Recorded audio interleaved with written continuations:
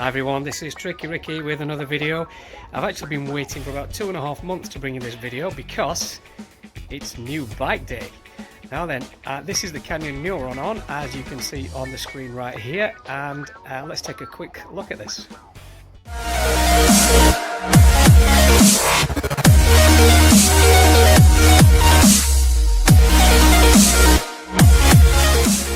Alright guys, so this is a really quick fire review of this bike. I've just put it together, I've had a little shakedown ride on it. I'm putting this out really quickly, so quick in fact that I'm just hand holding this on my phone. This is not an in-depth review, that will come in the next few days or maybe a couple of weeks, but I wanted to give you a very quick first impression after my kind of putting this together, changing all my contact points and having a quick shakedown ride on it. Here we go, let's have a closer look. Here she is, this is the Canyon Neuron On, brand new for 2020.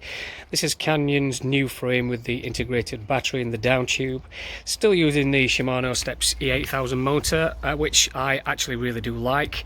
I like the natural feel of it. I run it all the time in trail mode, so I've got that kind of adjustment between pedaling hard and dropping off a little bit, so it kind of works on a torque sensor and it goes with you, with your input that you put in.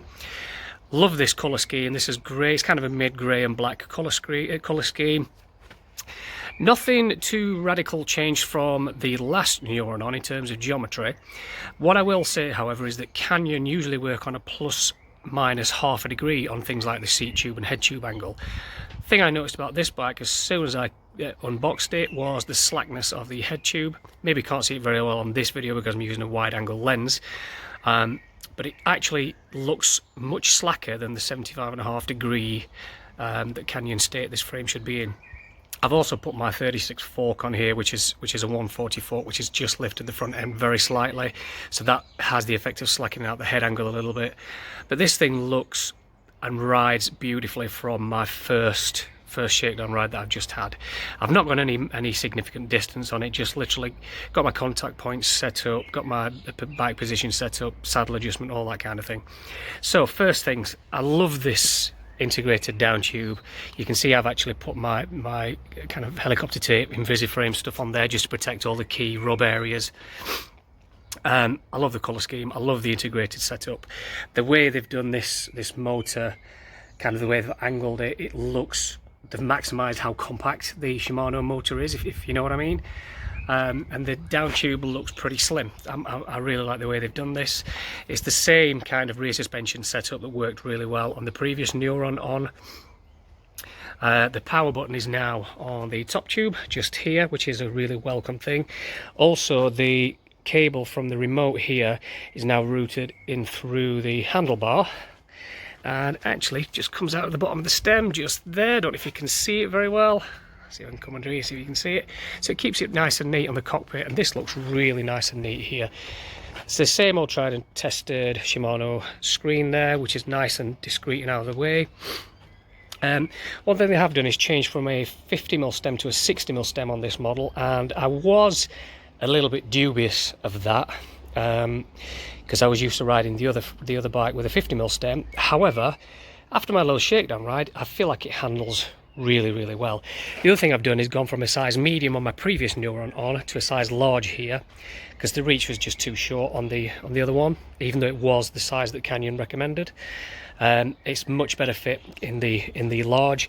You can actually see in the large I've got my dropper post slammed right down into the frame, and that actually gives me the perfect saddle height at full leg extension. So literally fits me perfectly, this bike. I've put my little Renthal chainstay protector on there just to quiet it down a little bit. See, Shimano 12-speed on the microspline hub, XT derailleur with SLX shifting and an SLX cassette. Put my own one-up pedals on there. It's really nice. I'm running the Recon 3C Max Terra on the back for a bit of decent rolling speed, and I'm actually on this running a DHF in the Max Terra on the front, so 2.6 both front and rear. I'm forcing myself to get used to the DHF. I am a big hands damp fan, but I got this 2.6 DHF and I thought, you know what, I'm just going to put it on this bike and see how it runs.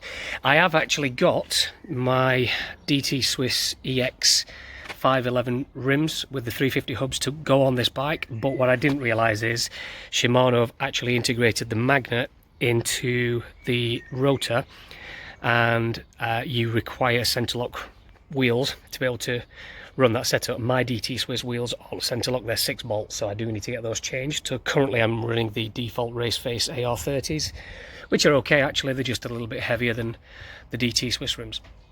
So yeah, there's a very, very quick fire review. Yep, I've gone back to my GP3 grips. Actually, I think they match this bike really, really well. And I've got my Ergon e-bike saddle on there as well. So there it is, quick fire review of the brand new Neuron On. I will get some ride footage of this, and I will do an in-depth follow-up review, a long-term review if you like. But I just wanted to get this out nice and quick. So that's the quick fire review for the Neuron On. If you like this video and you like my content, please hit that subscribe button and hit the bell for notifications of future content. That will really help me out. And share this video as well. If you think other people might benefit from learning a bit about the Neuron On, that would be great, very much appreciated. So that's it for this one. I'm going to wrap it up, and I'll catch you in the next video. Cheers guys.